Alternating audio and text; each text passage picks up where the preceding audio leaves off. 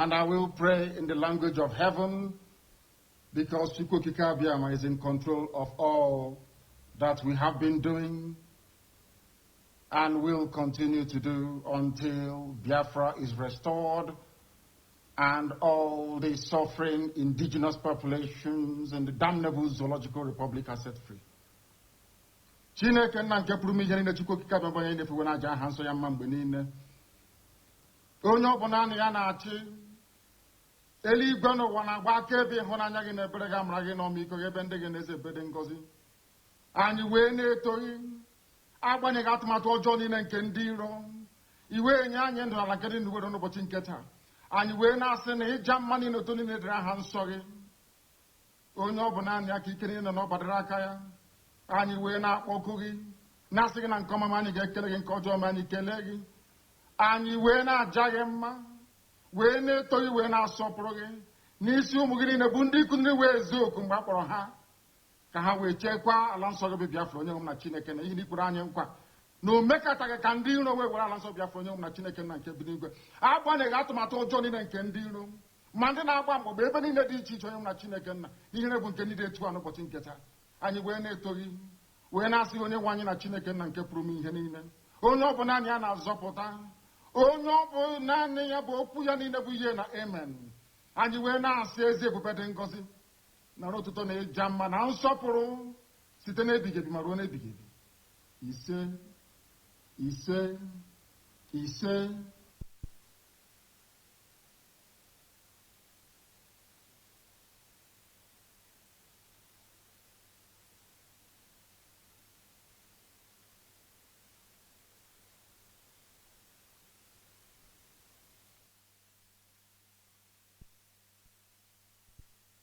Another Savior, holy, holy, holy, holy,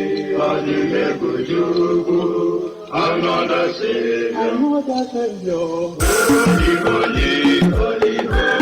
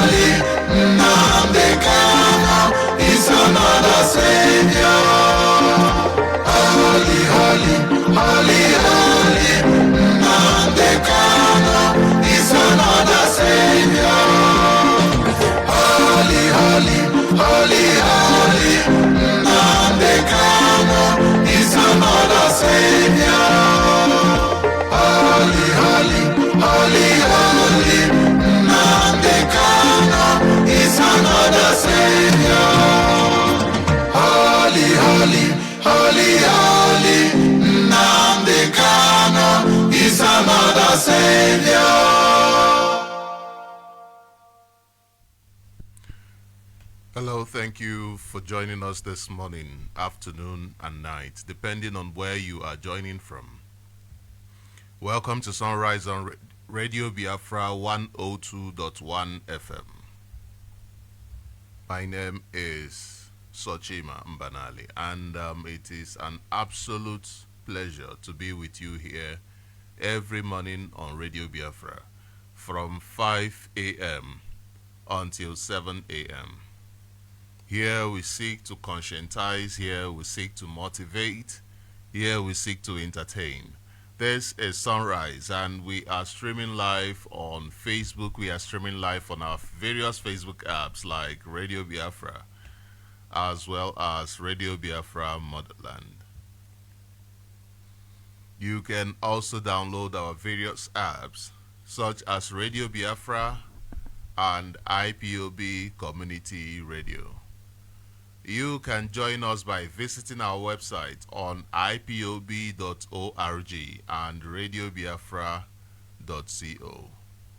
If you are anywhere in Biafra land and in some parts of the zoo, you can tune in by going to 102.1 FM. On your transistor radio, go to 102.1 FM and you will be able to join us. So I encourage you to join us in our march to mental emancipation by sharing this information with your family and friends. Do not forget to like and follow us on our various platforms on Facebook, Twitter, YouTube, etc. So today is the 10th day of February in the year of our Lord Ezechukwu Okike, 2024. And the time now is 9 minutes past the hour of 5 in the holy and blessed land of Biafra. Once more, I welcome you. Once more, I salute you for joining us this very wonderful day. Today is Saturday. Today is Saturday. What are your plans for today? What plans do you have for today? I'm sure that some of you are already on your way to whatever plans you have today. I'm sure some of you are already on your way to ensuring that you provide for your family, that you provide for yourself, ensuring that you take care of yourself. And some people, their plans are already fixed. There are people, they do not need to actually make plans every new day because it has been fixed by the circumstances, by the environment that they are in. Someone like Mazen Nnamdi Kanu, his plan is already fixed. Already, he is there in the DSS dungeon. What plans can he make? Once more, I call for the immediate release of Mazen Nnamdi Kanu by the Nigeria government. I call on Nigeria government to obey the ruling of various courts of competent jurisdiction, which declared the abduction and continued incarceration of our leader illegal and a crime against humanity. You recall that Mazen Nnamdi Kanu, the leader of the indigenous people of Biafra, was abducted from Kenya by Nigeria government on the 19th of June 2021.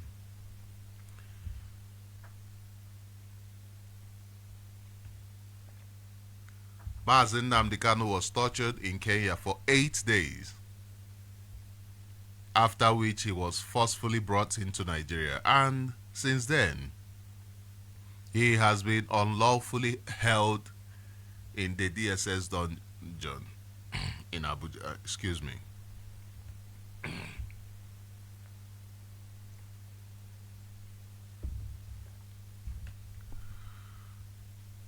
Mazen Nnamdi Kanu has been unlawfully held in the DSS dungeon in Abuja.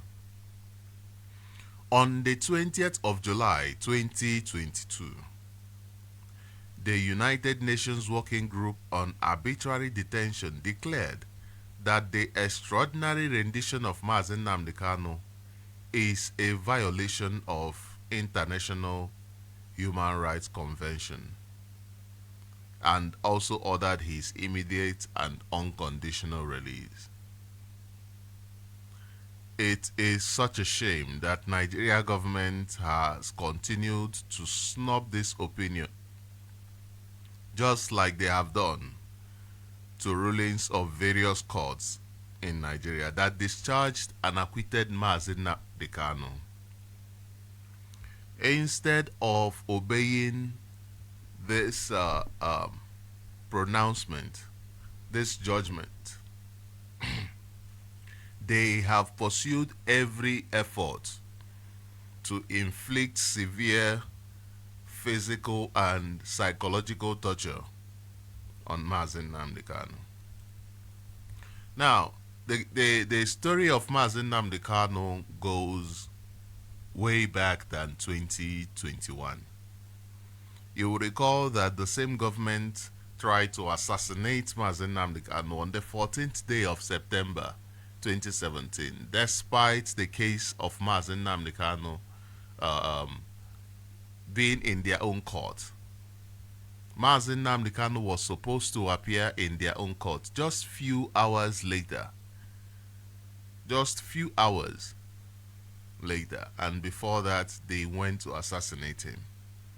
Thankfully, Mazi Nnamdi Kanu managed to escape.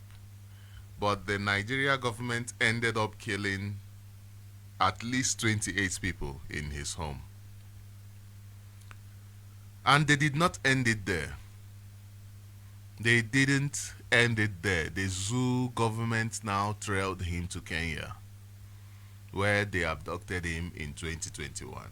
And since then, Mazi Nnamdi Kanu has been going through severe torture in the hands of the Nigeria government. Now, I make it a point that I tell the story of Mazi Nnamdi Kanu in the hands of the Zoo government as often as possible. This is because it is very important to continue telling the world your story. You don't let them tell your story. You do not let them tell your story. Rather, you tell your story. And you don't know who is hearing your story for the first time. Therefore, if there is something that we are looking for, then we must be able to consistently campaign for it. Now, the story of Mazi Nnamdi Kanu is a story of an innocent man, a man who saw Nigeria for exactly what it is, a crime against humanity. In a bid to ensure the survival of his race, he embarked in creating awareness concerning the hellhole that this contraption is, and the hellhole that it is descending into. And today, just like a prophet, his words are unfolding right before our eyes. In addition to the torment of Onyendu, thousands of Biafrans are illegally held at different dungeons, operated by Nigeria government simply for demanding a democratic process of referendum. Nigeria is not helping the interest of Nigerians. Therefore, why must Nigeria continue to exist? Why must Nigeria continue to pose a threat to the security of lives? Why must Nigeria continue to pose a threat to the security of properties and trade in that region? One thing about Nigeria is that it is beneficial when it is constantly at a tipping point. Beneficial to the creators, those who created Nigeria. They created Nigeria in such a way that at every moment it is supposed to be at a tipping point. Now, let me further explain what I mean by that.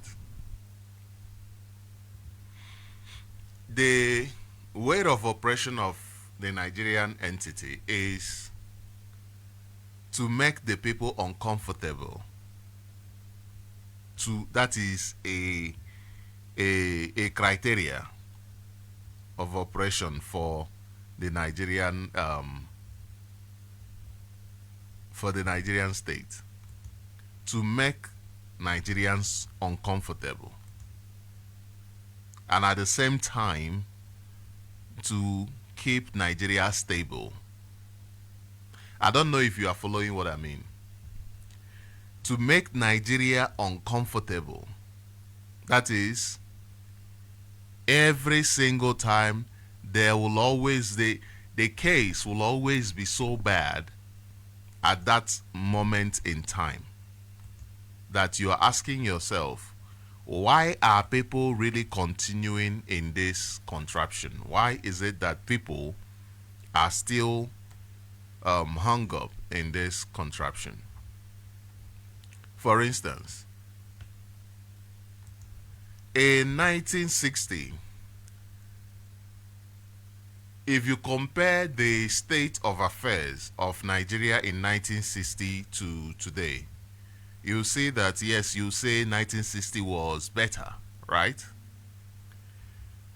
But is it really better?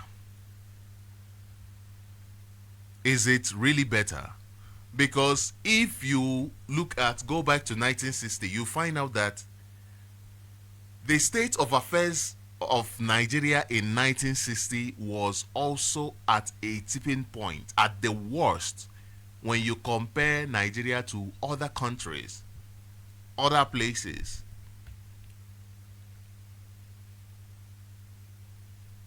When you check the state of affairs of Nigeria in 1945, you will also understand that at that point it was at a tipping point. Very, very bad situation, very, very bad state. Very, very bad state. 1945, they slaughtered our people. The British government, they slaughtered our people. This killing of Nigerians did not begin today. They slaughtered our people, 1945, by the British colonial government. Now, what type of country slaughters its own people, if not a country that is at a tipping point? Hence, I have said that Nigeria is designed in such a way that it will always be at that point. It will always maintain its position at that tipping point, but at the same time remain stable. Now, what I mean by remaining stable is it must be able to remain stable enough to continue. Let me just leave it like that. To continue, it must be able to remain stable enough to continue. For instance, when the EndSARS happened in 2020, they first laughed over it. They first said, no, these guys, they are just there making noise. Nothing will happen, because we are used to this country being at a tipping point, because it is supposed to be at a tipping point, right? Where people are uncomfortable. Where people are very, very uncomfortable, and at the same time cannot do anything in order to better their lives, cannot do anything in order to improve their lives. So they said, okay, these people are not going to do anything to improve their lives. And then the people continued and said, no, we are really serious about what we are looking for. We really desire change. So they became surprised and agitated. They said, how can this be? How is this possible? How is this possible? So they sent in their agents of destabilization so that it will destabilize the people who are trying to bring more force that will take the zoo over the tipping point. Over that tipping point. So they tried all they could until their last resort was the use of arms. If you recall, what's his name? One of the special advisor to the late Buhari, the mask wearer in the name of Buhari, he said something. He said that they were sitting in Aso Rock planning on how to kill a British citizen. This is a government. This is a government. A government that is supposed to serve the Nigerian people, sitting around the table, plotting on how to assassinate a British citizen. What crime did he commit? Simply because he is asking for the principles of democracy to be observed. Because he's asking for the rule of law. For Nigeria to obey the rule of law. For Nigeria to develop its own people. You know, develop Nigerians. You are the leaders of this country. Your responsibility is to lead. Give a better life to your people. So develop your people. That is the only request of Mazi Nnamdi Kanu. What is a referendum? A referendum is a democratic process. It is a democratic process where people select, make their decisions that affect the country. Decide on which way they want their country to go. This is the request of this man. This is the request of this man. And they said, no.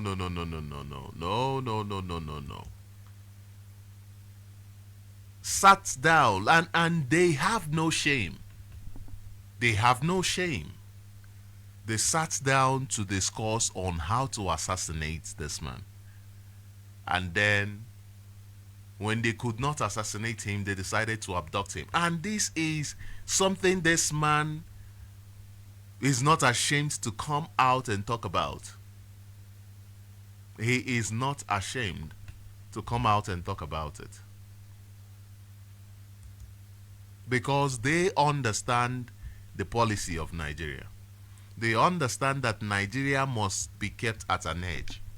Because if you do not keep Nigeria at an edge, Nigerians will become comfortable. And once Nigerians become comfortable, they become to think of things that will become beneficial to them. Once you are comfortable, you begin to reason deeply, even more. Most people don't reason properly when they are going through problems. You know, you can tell, you can attest to that. Stress can make you go to your child's school. In order to pick up your child, you end up picking up a wrong child and you are driving home. Stress. It can make you do things. You wake up, you say, oh, did I really do this? Did I really do this? Nigeria is not designed to be in the interest of Nigerians. It wasn't designed in the interest of Nigeria. It must always make Nigerians uncomfortable, but at the same time stable. At the same time, enough stability to transfer from one president to another, to transfer power from one governor to another. Enough stability to transfer power, but at the same time keep the people uncomfortable so that they do not gather together, bring themselves together in order to try to better their lives even further.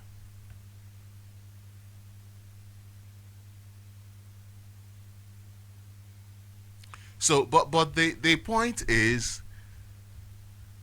have they been able to subdue you enough, subdue Nigerians enough that they do not belong to the part of people who are generally considered as right-thinking people, rational people? Have they subdued Nigerians enough to the point where Nigerians are so low, so deep down into irrationality? Is that the case? Is that how it is? Now, let's look at this news.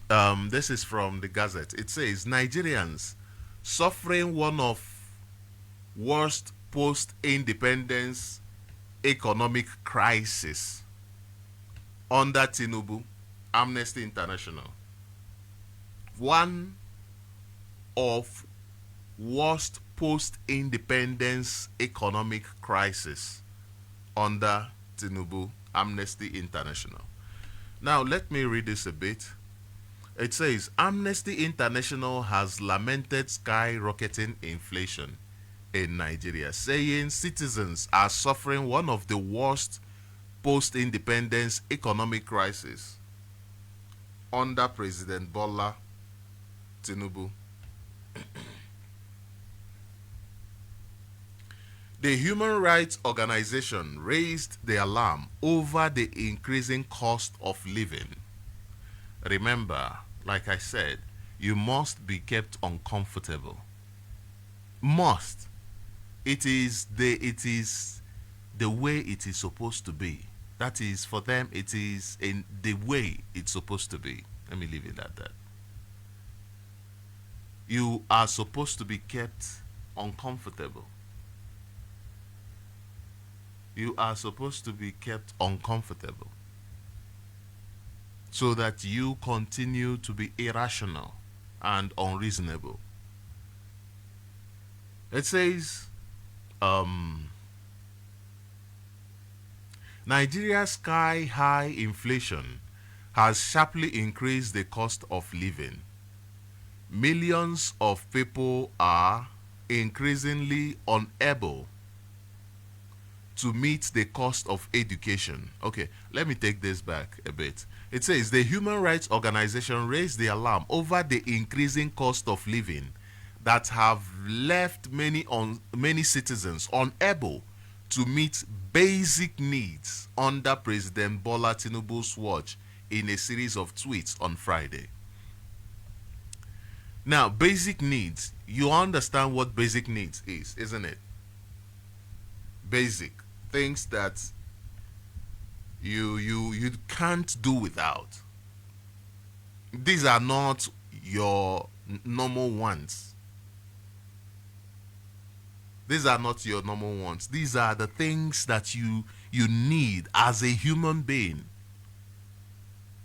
To be a dignified human being, to be human with dignity.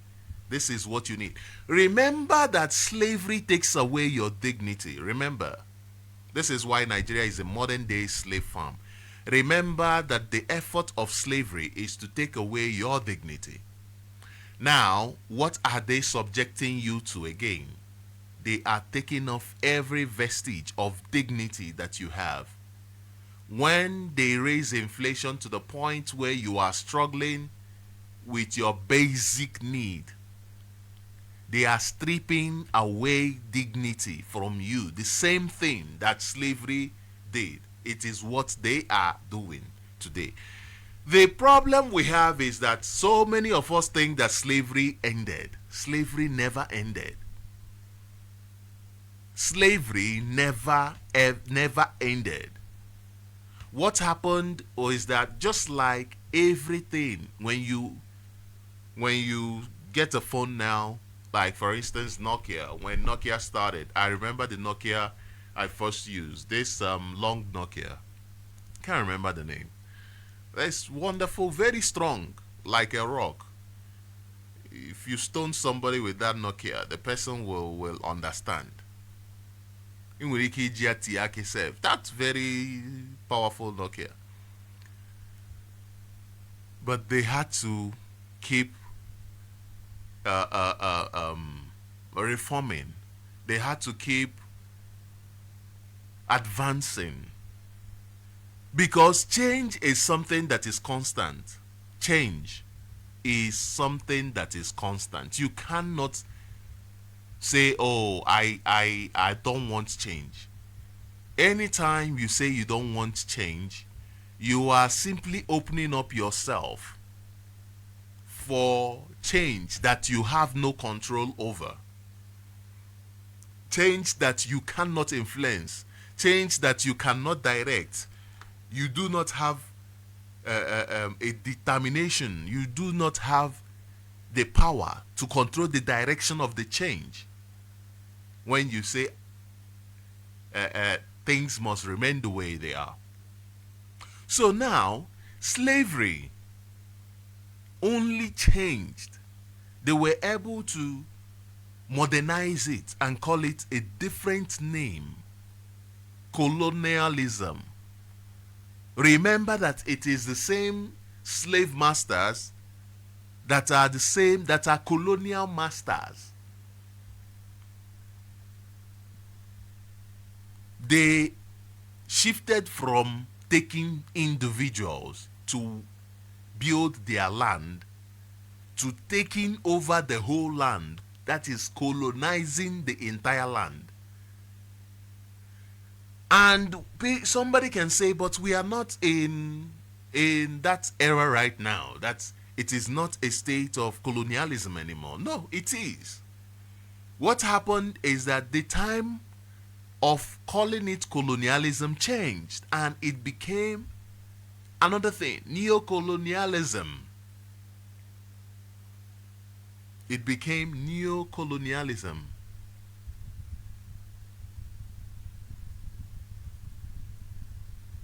So nothing really changed. What changed is simply the name, the tag. They rebranded it. Because neocolonialism is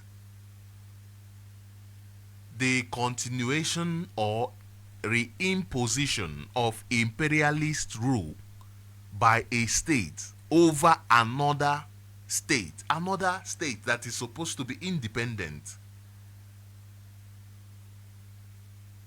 And they present the other state as an independent state.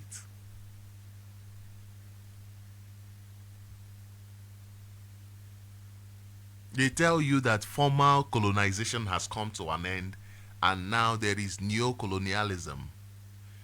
How then can you say formal colonization has come to an end? Simply because the rebranding, the programming, the way it was, the fact that the foot of the white, the Caucasians, the British people were on ground. Now, they changed the legs on the ground and put black people like Obasanjo, black people like Tinubu, black people like Buhari, they put them on the ground. But how do you describe something? Is it not from the responsibility, whatever that thing does? For instance, a cup is a cup because you drink from it. You use it for water. Right? You use it to drink wine. You use it to drink. That is why it is a cup. You drink from it. Right? So even if I should make one and call it a tumbler or whatever, because tumbler is supposed to be a type of a cup, it is still a cup. It doesn't matter what I call it. It is still performing the same responsibility as a cup, which means it is a cup. So today, you can see the slavery right before your eyes.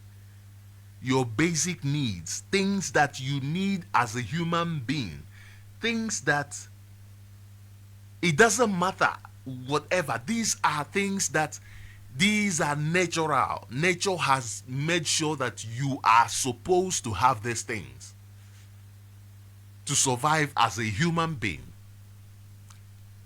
Every human being must have dignity. Once you do not have dignity, you become less than a human being. And what are these basic needs? Air. You must breathe. You must have air. If these people can control your access to air, do you know the story you'll be telling today? But thanks to Chukwu Okike, they cannot control your access to air. Water. Yes, they can control your access to water. Now look at what is happening. Do you have water? You don't have water.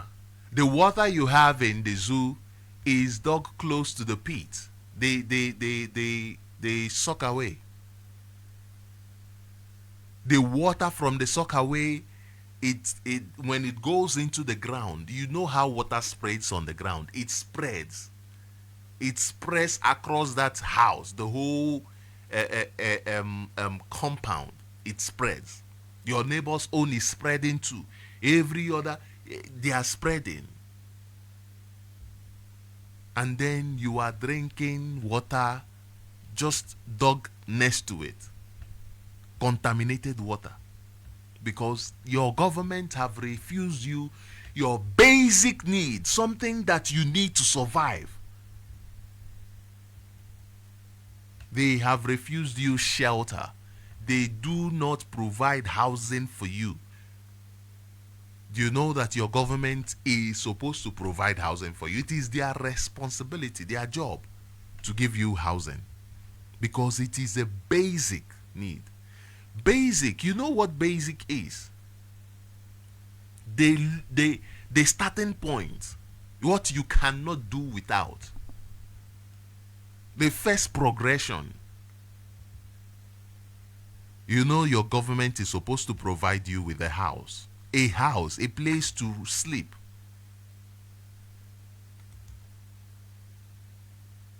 Your shelter includes your basic need. Food is included as your basic need.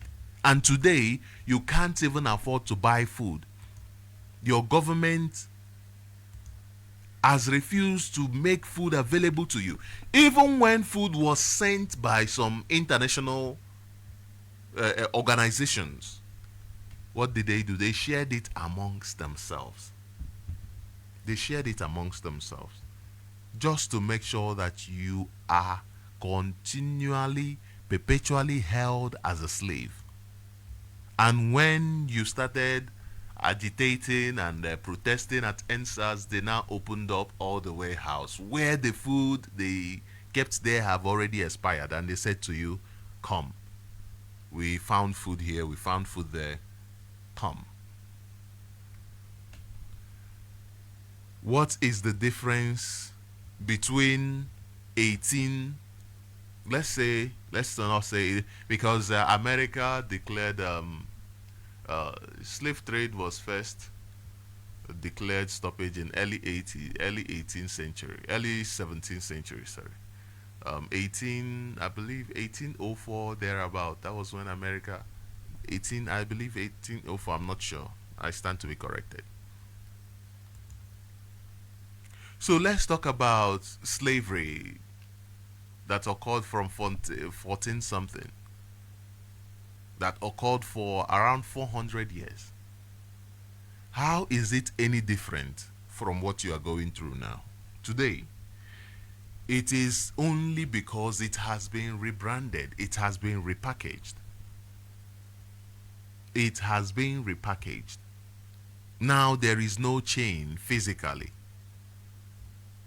but there is chain mentally. Then they were not in control of our education system, so they could not control us mentally. So they had to control us physically.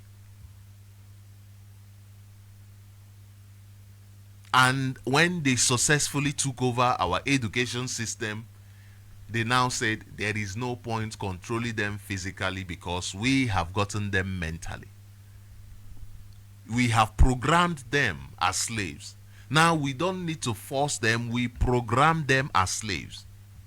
You ship them from the slave coast, which is Nigeria. Nigeria is that slave coast that you've been hearing. It's just the rebranding, the repackaging. You know, I was having a conversation with somebody sometime, and the person was talking about, oh, Ethiopia in the Bible. I'm like, are you? Who told you is this Ethiopia that you? This Ethiopia you see today used to be called Abyssinia. It wasn't Ethiopia. Why did that name change into Ethiopia? Who was then known as Ethiopia? Who was then known as Ethiopia? Why then did they just change their name from Abyssinia to Ethiopia? Take on the name that others were known for.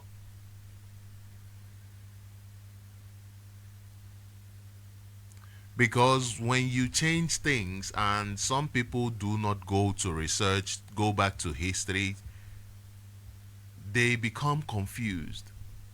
It becomes easier to how do I put this properly? It becomes easier for something to be lost in translation, right? For a meaning of something to be lost in translation. That is the way it becomes easy for information to be lost due to change of name. You were busy looking at Ethiopia.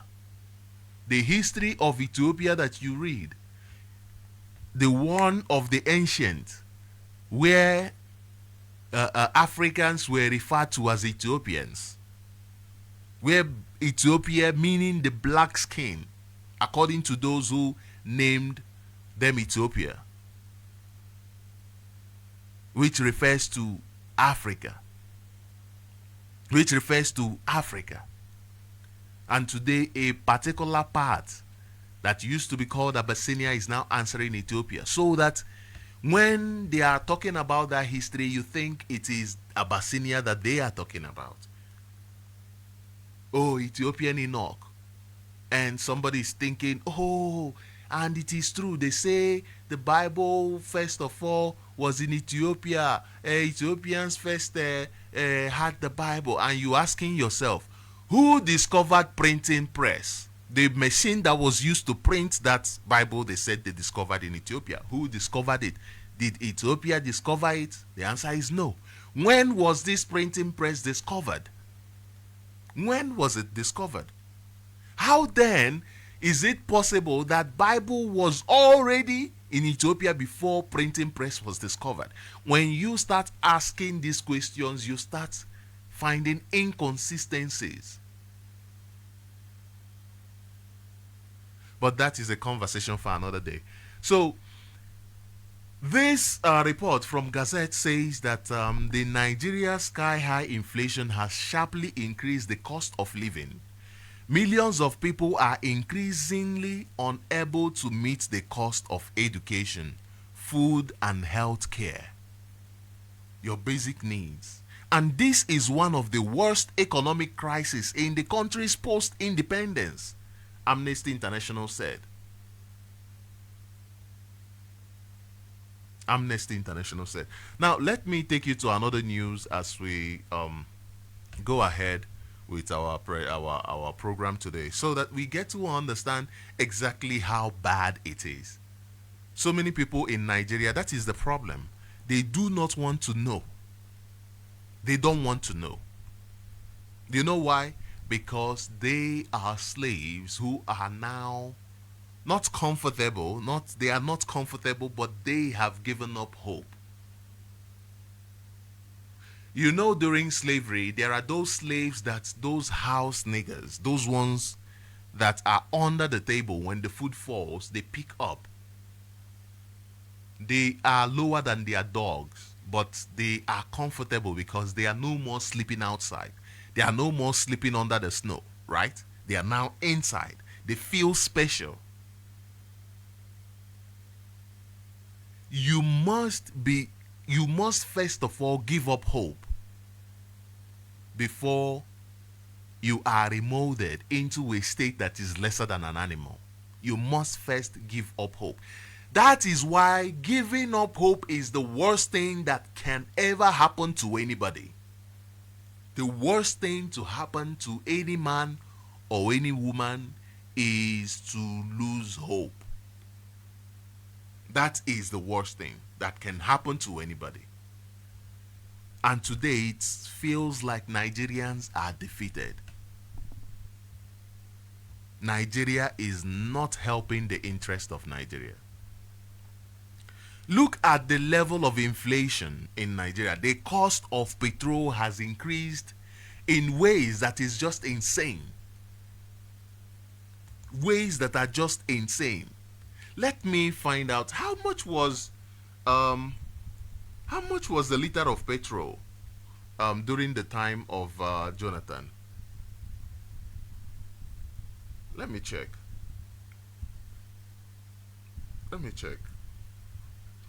A liter of petrol, 67 rand, 67 naira, yes? Around 67 naira. Let me. Is it not 67 naira, and then they tried to raise it to 97 naira? 67 naira, they tried to raise it to 97 naira. And what happened? People rose up in protest. Now, have you asked yourself, who are these people who rose up in protest then? And where are they now? Now, the petrol price is over 1,000%, over 1,000% increase. Over 1,000% increase. Over 1,000% increase. Where are those who protested for you when the price wasn't that close? Where are those? Where did they go? Where did they go? They didn't go anywhere. They're still here. They just had a part to play. They are just those house niggas who are under the table eating. You saw your bishops were there. You saw your pastors were there. You saw your activists were there. You saw your professors were there. You saw your politicians were there. These house niggas are coming from all corners of your society. That these are people that are used to make you feel like there is no hope. Because now when you see that this problem is being caused by somebody who looks like you, somebody who talks like you, it becomes a different ball game. You can't attack this person the way you attack a stranger. It is like in your family. A stranger comes in and does something, maybe steal from you. The way you will attack the stranger is not the same way you will attack your child.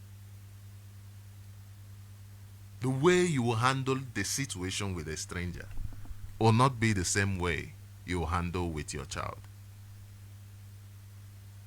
That is what these people represent. They represent that key to keep you down, to keep you suppressed. Now let me bring this other news here. It says 500,000 Nigerians risk job loss over ban on sachet alcoholic drink. I wanted to bring this out because this news here is very cunning. It's very cunning. And this is from Daily Post. It says 500,000 Nigerians risk job loss over ban on sachet alcoholic drink. Manufacturers tackle NAFDAC. Now, this here says the Manufacturers Association of Nigeria says 500,000 Nigerians risk losing their jobs over the recent ban on alcoholic sachets and PET bottle drinks by the National Agency for Food and Drug Administration and Control, NAFDAC. The Director General of MAN, Mr. Segun Ajayi Kade, disclosed this on Friday during a channel's television interview monitored by Daily Post. Daily Post reports that NAFDAC barely 3 days ago announced the commencement of a ban on sachet and PET bottles, alcoholic drinks or spirits, citing health reasons. Now, this has nothing to do with health reasons. Let me continue reading this. It says, however, MAN's president faulted NAFDAC's decision, noting that the decision would not be helpful. Ajayi Kadi said, outside of its socio-economic implication on job loss, the ban would further open the floodgates of illicit drinks into the country. You see. Okay, let's just continue. He noted that regulation and control are better alternatives than the ban on alcoholic sachet drinks. We never imagined that despite our committee with NAFDAC and other agencies on the matter, a ban would be imposed. We think the ban is not helpful because it will open the floodgates of illicit drinks to enter the market. There are sales of Paraga. It is not helpful. It has been penny wise, pound foolish. It won't lead to the achievement of objectives. It means closing the shop of those who make wholesale products as opposed to opening the floodgates of foreign products that we don't have control over their standard. Regulation would have been better than a ban. Okay, now, it says there's a part I want to bring to you. It says this is not to talk of the social implications of the ban. Everywhere in the country is difficult. The president is battling with how to improve the situation of the citizenry. Who told you, this man, who told you the president is battling with it? It is this president that is making these decisions that are affecting your life. Now 500,000 people will lose their jobs because of this. Yet you keep praising the same people who are causing you harm. That is not my point this morning. Let me bring out a few things I want to bring out. It says, we don't need people out of jobs. There are 500,000 people we are talking about here. The fact is that the people's health has not been jeopardized. Now, this is where I wanted to bring out that people's health has not been jeopardized. What NAFDAC is saying is not true, basically. That's what they said. There is no scientific basis for what is being alleged, which means it says NAFDAC has not shown any evidence other than the general impression that if children take alcohol, they will suffer illness. Now, if the impression is that if children drink alcohol, they suffer illness, why don't you ensure that children don't drink it? Why don't you ensure that the laws are in place, that the people who make sure that the laws are implemented are in place? They cannot do that because that means a functional institution. That means that they need to create an institution that is functional to protect the lives of your children. The protection of your life, the lives of your children, is not the important thing to your government. After all, they are there killing and harvesting the organs of your children. How can they protect you? Hence, this man said, there is no fact, there is no scientific basics for what they are alleging. It is simply because they say, oh, when children drink this, that happens. Then why don't you solve that problem and not make people lose 500,000 jobs? Why don't you put legislatives in action? Why don't you put those who will implement it into action? No, if they do that, one, they will create more employment for you, and they will create a system that is working. And that is what Nigeria doesn't want. Remember when I started this program, I said that they must make sure that they keep the country in a state of chaos, in a state where, what's the word I used? In a state where it is at a constant tipping point. That is what I used. But at the same time, stable. Tipping point, but at the same time, stable. So if they improve your life, they are taking you a little bit away from that tipping point. And then you can now be comfortable enough to ask questions. They don't want that. You can expect Nigeria to get from bad to worse. It cannot get better. Our leader has said it severally. Nigeria cannot get better. It cannot. There is no way Nigeria can be better than it is right now, today. It is not possible. And people are dying. People are dying. The situation in Nigeria is dire. The situation in Nigeria is dire. And this doesn't even worry, it doesn't worry them. It does not worry them. It doesn't worry the leadership of Nigeria, those who are leading you. It doesn't worry them. So a content creator created this content based on the mood of the people in the market. I watched it, when was it? A couple of days ago. And he did it in a typical, Nigeria fashion of making mockery out of a very serious situation. Nigeria, they are always making a mockery out of every situation.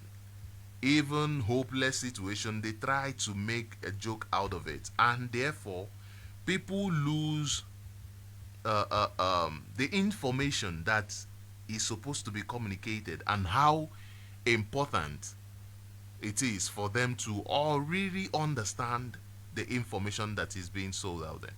So this guy made a content, and he spoke about how when you go to the market, people are not smiling. Everybody, it looks like people are in a burial place, like where burial is going on. The facial expression of the people in the marketplace is like they are at a burial. No one is smiling. And he was making a joke out of it. He was laughing. He was laughing. Now, you must understand that this laughing at everything, it is a problem. It is a serious problem. You laugh at serious issues, therefore taking out the seriousness, the importance of that issue. You reduce that issue to something. We understand that this is because Nigerians are so feeble-minded that they do not know how to handle serious issues. You find out that Nigerians would rather listen to comedy than to pay attention to real problems in the society. Just wait for Big Brothers to start, and you will see how Nigerians will focus on Big Brothers like they do not have any other problems. Like their problem is Big Brother. And what are they watching? What are they watching?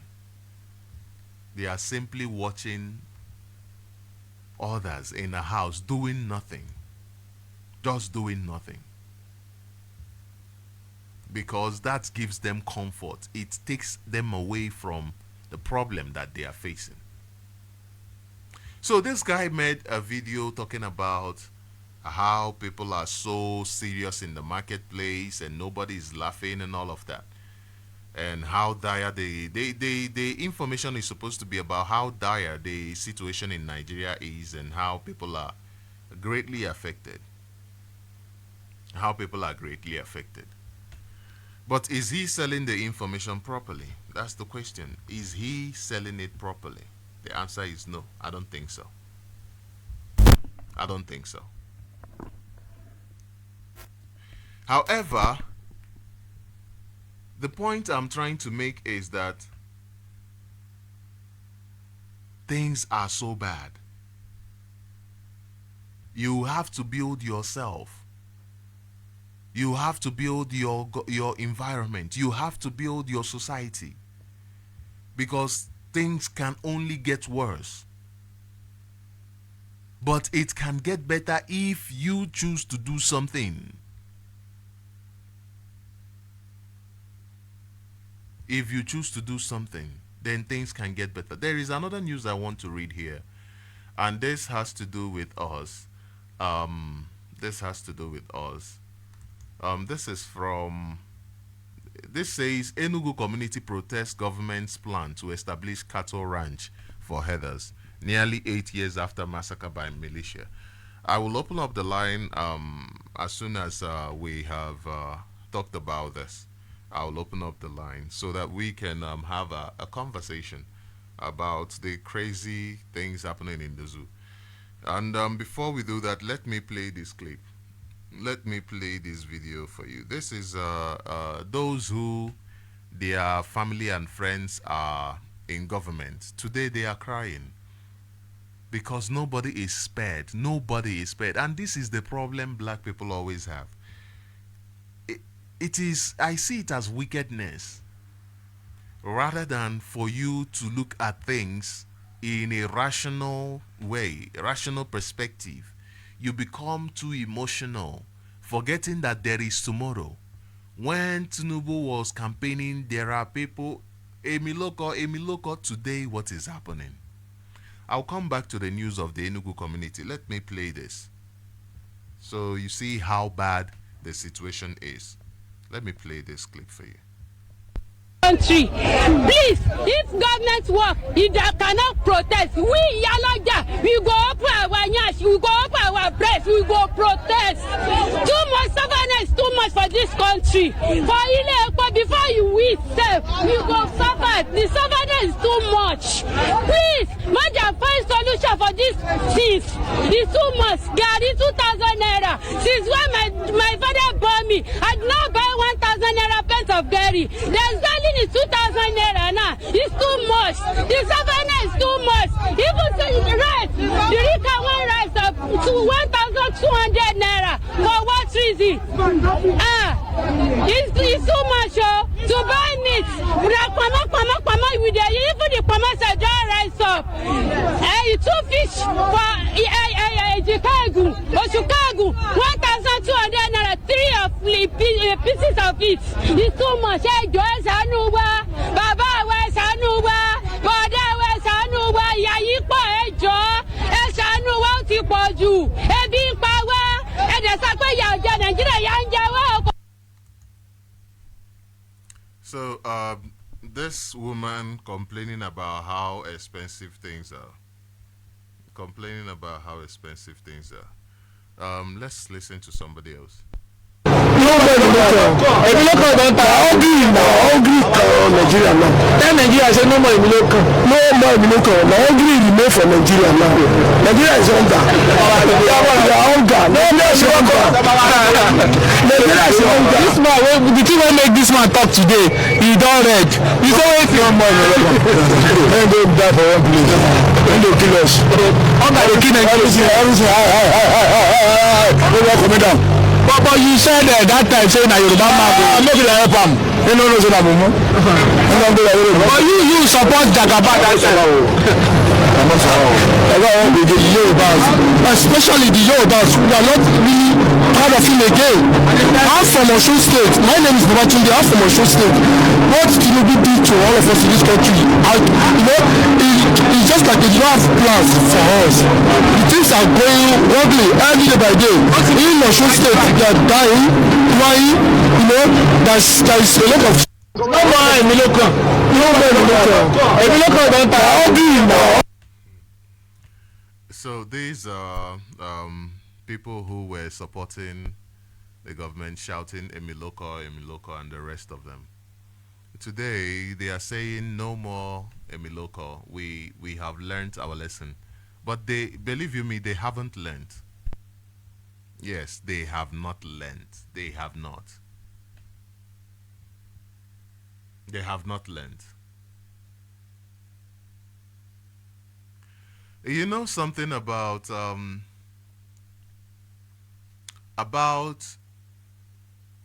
somebody who has been put in a position where you have lost, you cannot have access to what is it? You when you do not have access to the ordinary thing you are supposed to have access to, your basic needs. Like I said, it takes away, it strips you of your dignity. And you know what happens when somebody gets stripped of dignity? The person loses sense of reasoning. The person can't reason.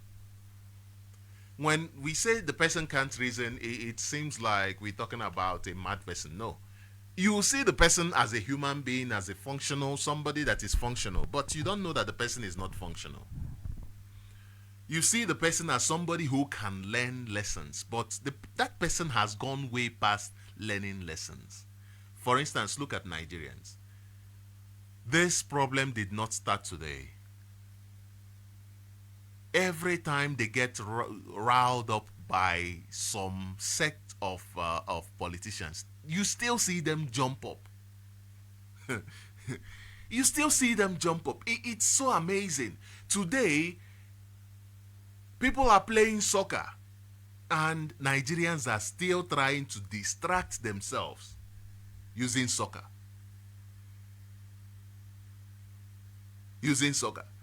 If you have learned, you will understand that distraction is just causing more destruction for yourself. It's just creating more destructions. But go on Facebook and see the way Nigerians are distracted. They are busy looking at things of no less consequence to themselves. While the Fulanis are invading our land, you find some people are busy talking about things that have no consequence to their lives. Talking about football. Mahazi Jonathan asked the question. He asked the question yesterday, which I responded to. Let me try to find that question that he asked that I responded to. There is this question that he asked. It is not really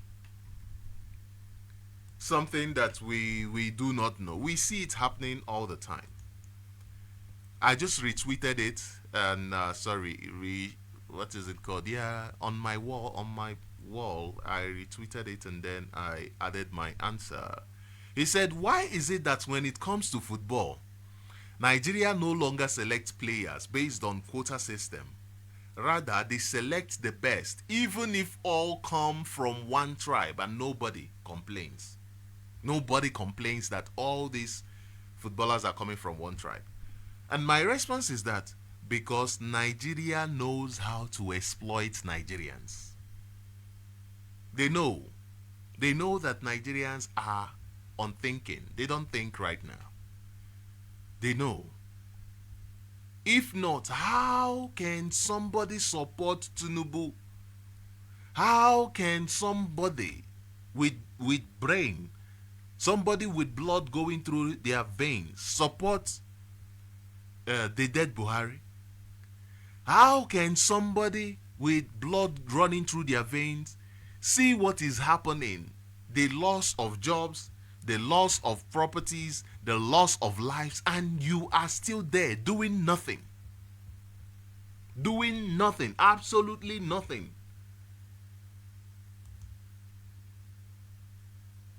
How is that possible? Nigeria, they know how to exploit Nigerians. And I said, my answer is that because Nigeria knows how to exploit Nigerians. The zoo invests nothing into your training. They pay you peanuts and they use your talent to throw some good PR their way. That is why they can recruit anybody, not minding where you are from, as long as you can play. They know, these ones, we are not investing anything into their training, into their development. They have no program to develop soccer in Nigeria. There is no program to develop soccer.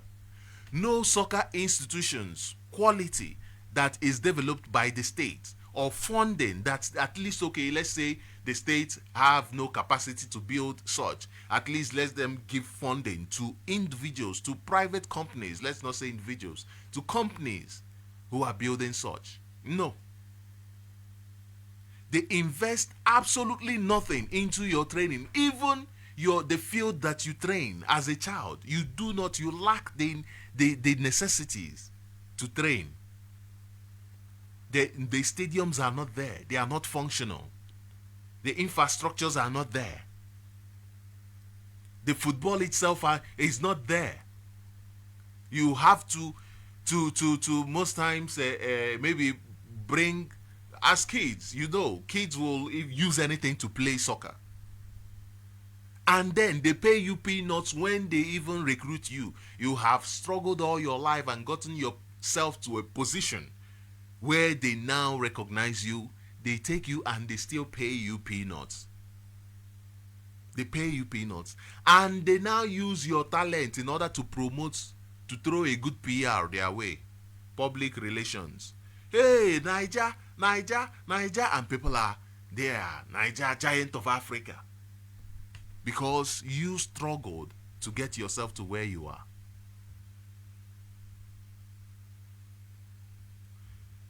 Nigerians must understand their problem. They must understand their problem.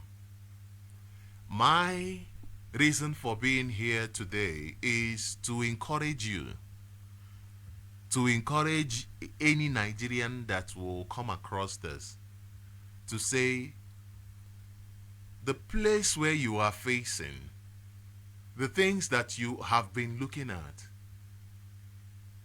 that is not where you are supposed to be looking at. The fact that you have been looking at that and things are not changing is enough reason to say, listen, we need to do something different. We need to radically change things. We need to switch things up. Even in our struggle, we need to switch things up. Now, let me conclude with this news. It says Enugu community protests government's plan to establish cattle ranch for herders nearly 8 years after massacre by militia. Now, I'm just going to read this because Petamba is... let me read this. It says, hundreds of Nimbo community residents in the Ozo Uwani local government area of Enugu State have staged a peaceful protest against the state government's plan to establish the cattle ranch for herdsmen in their community. Among the protesters were people widowed or orphaned by the killing of 40 residents of the community by gunmen suspected to be Fulani herders on April 26, 2016, during the government of former President Muhammadu Buhari. Media gathered that the community held a protest on Tuesday along Nsukka-Ozowani, Anambra Federal Highway. A video of the protest seen on Friday shows the protesters, who were mostly women and youths, displaying placards and chanting, "Nimbo doesn't want cattle, doesn't want ranching." One of the placards reads, "Nimbo community says no to cattle ranch in their land, cure ED." A resident of the community revealed on Friday that protests in Nimbo followed an alleged plan by the state government to establish a ranch where the town shares a border with Kogi State. The plan followed a government inspection team to the area nearly 8 years after the April 25, 2016 Nimbo massacre, during which armed Fulani herders murdered 40 indigenes of our town. The incident followed farmer-herder clashes in the general area where the Ruga settlement is alleged being planned to be sited. Sorry, I'm just disturbed by this farmer-herder clashes that this person wrote here. I guess this is they are writing what somebody said because it is in quote, and it's disturbing that this is the same problem I'm talking about. People who are subjugated don't know their left from their right. You keep digging yourself into a mess. It says Ruga is an initiative of former President Muhammadu Buhari's government to address the heather farmers clashes in the country, but it was rejected in most of the southern states. Efforts to speak with the President General of Nimbo Town Union, Clement Akogu, was unsuccessful. Meanwhile, the state government has confirmed that it is establishing a ranch in the community. It said it would manage ranching as a measure to solve permanently the farmer heather clashes in the state. A senior government official told Sahara reporters that the ranching is going to be fully controlled by the government. Now, the government of Enugu State must retrace his step. The government of Enugu State must retrace his step. It seems like this governor of Enugu State is hell-bent on carrying out the assignment of his paymasters, the Fulani terrorists. And enough is enough. Enough is enough. We have had enough of such people who come in and all they bring is chaos. They are not there to serve the interest of Biafrans. Rather, they are there to further the agenda of terrorists. They are there to further the agenda of terrorists. Look at a governor of a state that is supposed to serve the interest of the people. Are you telling me that there in the north, a nigger state, are you telling me that nigger state doesn't have enough land to accommodate this headers? How much land does nigger state have that it cannot accommodate these headers? And you have to bring them to Enugu State. For what? For who? You have not even acknowledged that these your people were slaughtered by these terrorists, and you want to bring in terrorists into Enugu State. I commend these men and women who stood up to protest. They must go further than that. They must give information that is accurate and not try to give what is farmer header clash. These are terrorists that have come to take over your land. It is not farmer header clash. These are terrorists coming to take over your land. Whether you are farmer or you are no farmer, they will kill you. They will kill you. Whether you are a farmer or you are no farmer, they will kill you. And this is to say that we must get to the point where we recognize, we get over the point of talking about problems only. We must be a society based on solution, a solution-based society. A solution-based society. That is where we are supposed to be getting. And I applaud these men and women who came out and protested. They must take it more steps. They must take it more steps. This must end. Enugu State government seems to be making matters worse. A few days ago, people came here and complained about the insecurity in Enugu State. How Enugu State government is building on top of the existing insecurity. How they are helping promote insecurity. And these are people that you call your leaders. These are people that are supposed to be there as your chief security officers to protect you. Let Enugu State Governor, let him and his cabinet go to Niger State, go to Borno, go to Zamfara, go to Katsina, go to Sokoto, and live there, since they want a ranch where their children will be headers. Let them go there and build their the estates they want to build. Let them go there and build it. Not in the land. The people have spoken. The people have spoken. And everybody must know that if this governor insists, then he must have each and every one of us to contend with. Each and every one of us to contend with. Each and every one of us to contend with. Now, the line is open. You can call in and make your comment about what is really happening in Nigeria. You see what is happening in Nigeria. And I thank God for ESN. I thank God for ESN. The line is open. The number to call is +27 78 064 5457. I repeat, +27 78 064 5457. You can call in and make your opinion about what is happening in Nigeria. And at this point, I want to thank the Eastern Security Network, the men and women of Eastern Security Network. Wonderful people. These are people who are making sure that our land is safe. You know the level of insecurity happening in the zoo. It's too much. The level of insecurity, apart from the economic sabotage of Nigeria, insecurity in Nigeria is, I don't think there is any other place that you can compare with. I don't think there is any other country that can compare with this insecurity. Look at this news. 40 people massacred in this community. In this community.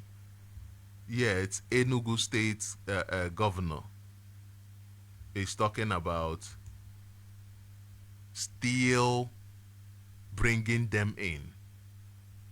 Not even long ago, there was an abduction that also happened in Enugu State. Instead of this man to be preoccupied with how to ensure that such does not happen, he is seriously bringing in those terrorists who are busy abducting the people, building a house for them where they can easily abduct people and keep. The case of Law Banta is still fresh in our mind, and he is setting up another Law Banta in Enugu State. Caller, you are live on Radio Biafra. Please go ahead. Caller, you are live on Radio Biafra. Please go ahead, introduce yourself and your opinion. There we go.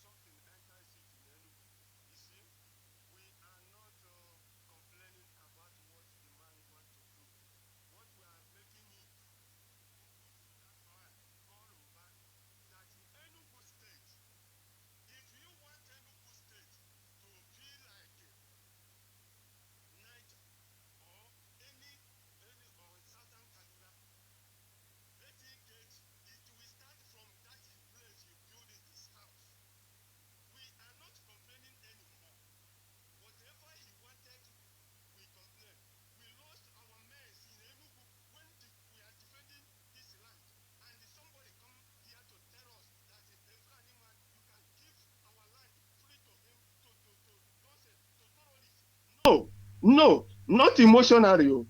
We're not angry what he wanted to do, but he will face the heat.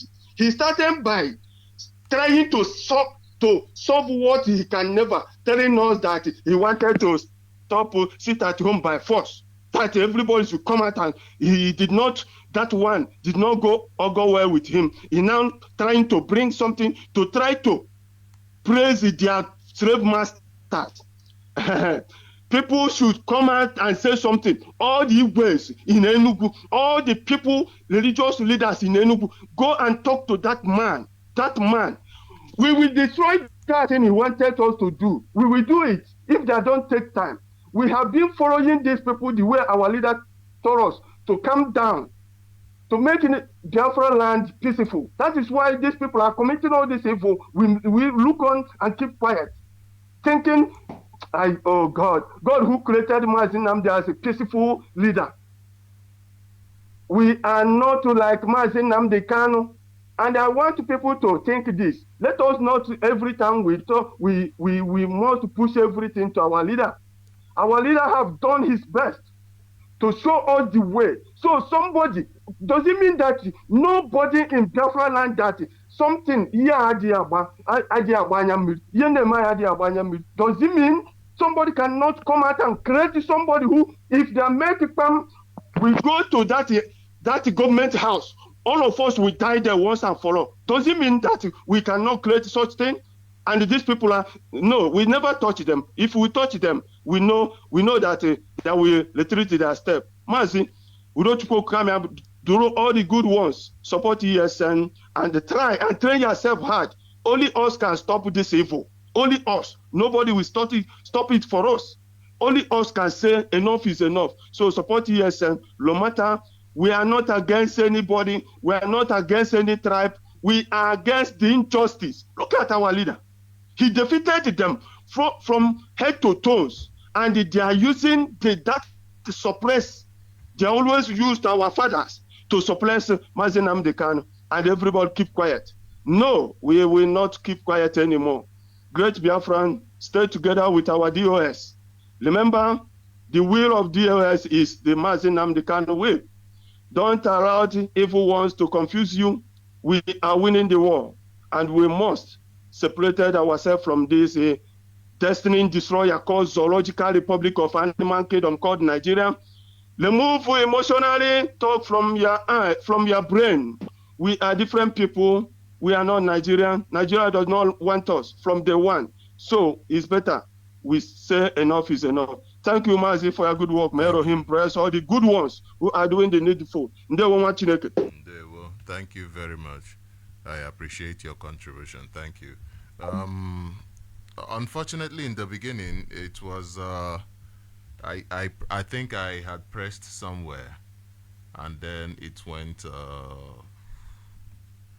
silent. The sound wasn't coming out, but eventually I found the problem and I did solve it. So I do apologize for that mistake. So thank you very much, comrade, for calling in. Thank you very much. I have a caller on the line. Caller, you are live on Radio Biafra. Please go ahead, introduce yourself and your opinion. Ndeo. Chineke Mazi Sochima Mbanali, good morning to you. My name is Desmond and I'm calling you from Italy. Maz, I don't know if I'm coming out very well, Maz. You are. Please go ahead. Good morning to you too. I want to thank you for your ability to take up this job. Coming out early morning like this is not easy in order to wake our people up and do the needful. And it's also good that we put this thing in the mind of our people early morning like this, what is going on in our land. So that maybe to help them to ponder as the day activities go on, you ponder what is happening in your land. This is one of the good things about this morning program. Mazi, let me say this, that Nigerians that are complaining, they don't know the problem. They are looking at their leaders. Yes, they are part of the problem. But the main thing is that their leaders is not even in control of the Nigeria. It is an influence that is controlling that. So the only solution is to break up the country. Because if you look at their complaint, they are saying come and change situation, come and make things better. They can't. The country doesn't even have the capability. Nothing. No, they don't have production. They don't have light. They don't have anything. So they can't do anything. And those who are influencing them from the West are also there to rip off. So they will go to the solution that this country is not working. Let us break it. Because when you complain, you can complain, but the way you channel your complaint will depend on what somebody who wants to give you solution will see it as. So they should channel their complaint through the right way, that this country is not working. It's not only that things is difficult. The country is not just working. So what does it need? Division. Let everybody go their own and control their own region. And then secondly, it's about what is going on in Enugu State. I've been trying to call to say this, even from the last 2 days that our brother came and gave us the updates or the information on what is happening in Enugu. You see, Mazi, there's something I'm going to say. You know, when we cry and we cry and we cry, sometimes we call these governors, and these people are just one person. You know, there was an interview, you used to play it, but you don't play the full record. That interview that where our leader talked about what he wants, total independence. If you watch, the lady also asked him, why is the governor of Rivers State, in which case say he doesn't want Biafra? Our leader said he's just one man. He's entitled to one vote. That is for the people to vote and decide. And even him, our leader, he's just one man. He's entitled to one vote. Now, this governor in Enugu State, Mba, is just one man. Also, one that you want to establish, these people, they have mind, though, because the people have given them the hand to have that kind of mind. Our people were massacred in Nuzunwai, not up to a year. Not up to a year. And the then sitting governor, who is Sifa Nyugwani, went to Abuja and he cried and came back late. And he cried and came back and said there is nothing he can do, that his hands are tied. All the massacre in Enugu, Ifa Nyugwani came out and told our people that his hands are tied, that he cannot do anything. Now, what is giving this Mba the impetus to even come out and even say he wants to establish ranch or Ruga in Uzuwan, where Fulani has massacred our people? What is giving him that impetus? Because you see, the people have made themselves so like that. Take us anyhow, do whatever thing. You can see the protest now. They say women and youth. What happened to the elders of the community? What happened to the traditional rulers of the community? None of them will want to come. What happened to the president generals of the community? It's our women who are suffering this thing because they cannot. And they know that these people are being compromised. They just have to come out forcefully. And if your time is not taken now, small now, they will start to be tracing who is influencing them to come out to disseminate that person. The people has allowed this thing. What I'm saying is that our people must rise up. Something drastic needs to be done. Any governor that come out and say what the people doesn't want, they should protest. Those women that they would have gone to that government house and just stay there, not leave that place until he do other things, chase away all the Fulani that are even in the states. This one they were hearing that they are bringing in. You see why they are bringing in children of 15 years, 14 years, giving them all this wheelbarrow, yam sellers, shoemakers to be growing, so that because you know when you are young, 15 years, you start to know the community. When you grow up in that community to 20 years, 25, you'll be used to the community. Like even you will be like an indigent. And the worst part is that our own youths are running out from their own community, and then they are coming in. And then the governor will now say he wants to establish Ruga for them. You see the plan work. You see how it's connecting. What I'm telling you is that our people must rise up. The people, Biafrans in Enugu State, something drastic must be done in that Enugu State. We must start doing what we have to do for these people to leave that land. Because it's as if they are even comfortable coming into Enugu State. These Fulani people. It's as if they are comfortable. Because they have not given them heat. Why is that? Because the traditional rulers, the youth leaders there, they are all compromised. The local government chairman, they are all compromised. Let us even leave the governor. Because if all these people stand with their people, which they are supposed to be, the councillors, the local government, if they stand with their people, I'm telling you, this governor cannot do anything. He will just be there like a figurehead. Because when he talk finish, Shebi is people on that will do the work. But when you go to that community to work, and somebody in that community go and is this person, is this family, and tomorrow they will bring army to come and kill that people and burn their house. Who is going to come out again to fight for the people? Our people must know that this thing is in our hands. We must not allow these governors, they don't care. They will destroy the land of Biafra and they don't care. Enugu must wake up. China Samori in his last broadcast, he laid emphasis on Enugu, that they are not helping. They must wake up. We cannot, our mothers are tired, they are dying, but it's women, now what can they do? When their traditional rulers, their local government chairman are all compromised, what can they do? And we must put our eye in that Enugu. Our leader has said it, IPOB has given numerous press releases that there is no any land of Biafra that will be taken for Ruga or anything. Mba is coming to do it. Well, let him not say he did not know. So Biafrans, lastly, I want everybody to continue to support ESM financially. Support through our IPOB official PayPal, www.ipob.org, or through our IPOB zone, IPOB unit, or any other means that's approved by HODDOS, Mazchike Doziem. Give your support to ESM for the defense of our land. You can see our mothers are crying because they are the people facing the heat in the bushes. They know what these people do to them. Some of them, they are being raped. They cannot come out and say it. They know what they face in that bush that they go to just farm and eat. That's why they had to come out to protest. We are saying it. Let the Enugu state government stay his own and allow the will of the people to prevail. Or else, he's going to meet the heat that he never... Enugu is going to be under thing. Let him be very, very careful. Thank you, Mazi Sochima Mbanali, and Elohim bless you from here. Ndewo, bless you too. Thank you very much, Mazi. I appreciate your contribution. So just... The situation is crazy. It's crazy, and it is in our hands to bring a solution to it. That's for sure. I have a caller on the line. Caller, you are live on Radio Biafra. Please go ahead, introduce yourself and your opinion. Good morning to you. Good morning, Mazi Sochima. Good morning. Yes, good morning. Greetings to you, my beloved brothers and sisters. May the blessing of Chukwu Kikabiama continue to be with us. My name is Ugo, and I'm calling from the blessed land of Biafra. Mazi, you see,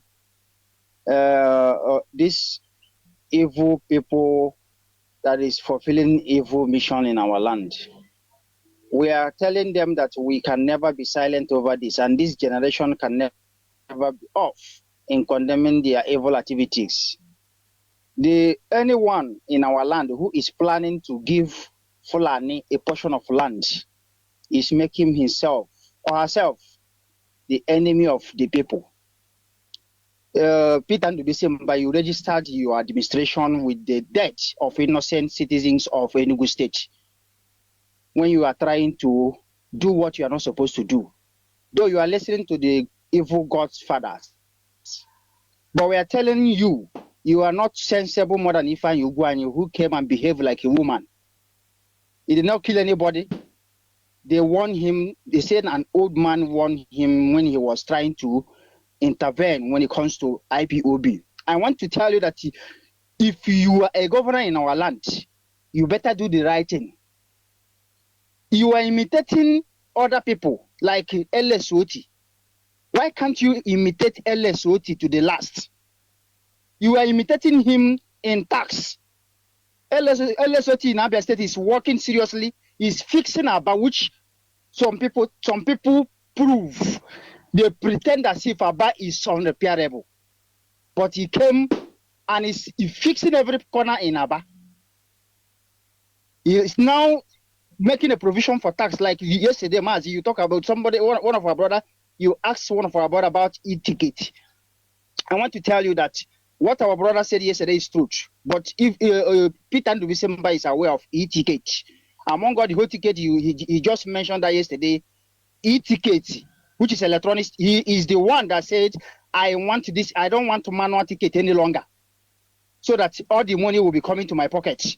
Which some evil, bad influencers who support his administration continue to say, yes, it's a good one, so that all these aburus will no longer corner our money. So it's aware of e-ticket.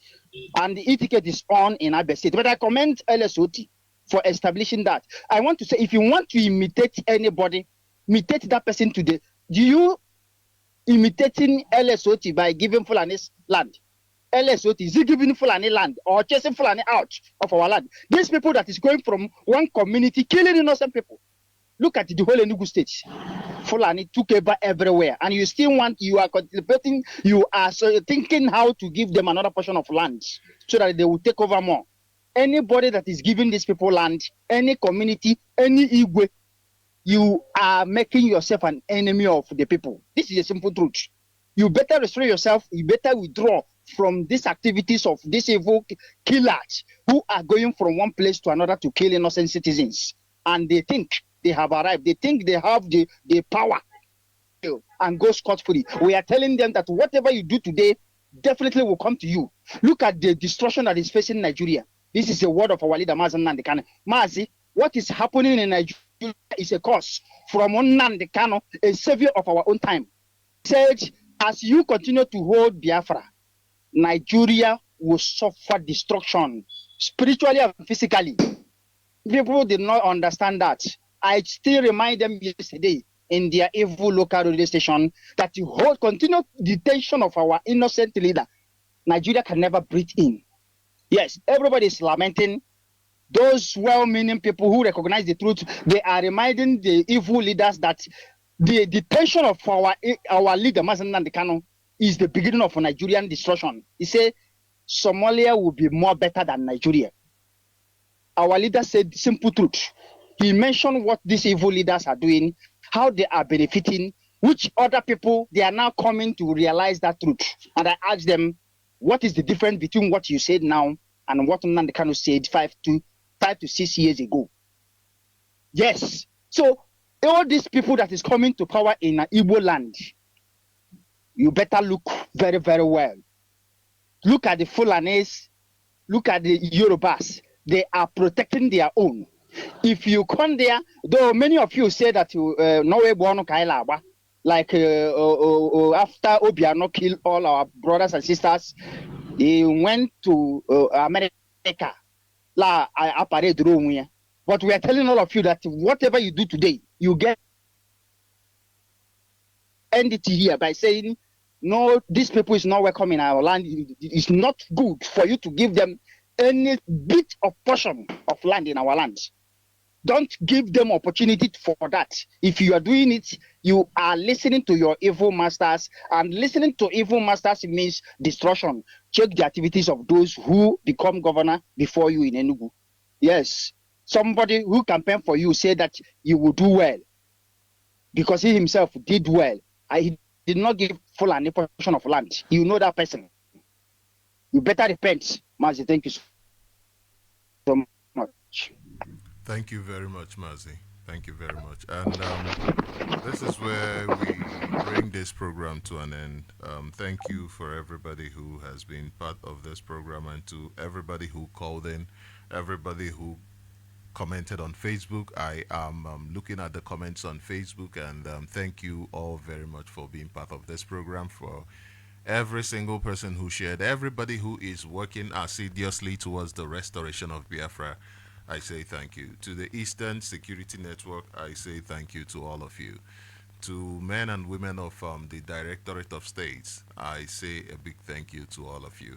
I always have to commend these people who are working wonderful job, because the little that I am doing, for me, sometimes I wake up, I don't even want to, I don't want to wake up, but I have to, because it is a job. It is a responsibility. And if the little that I am doing, sometimes I don't want to even get out of bed. I can imagine what you are doing. I can imagine you, ESN, that doesn't even have any bed to sleep in.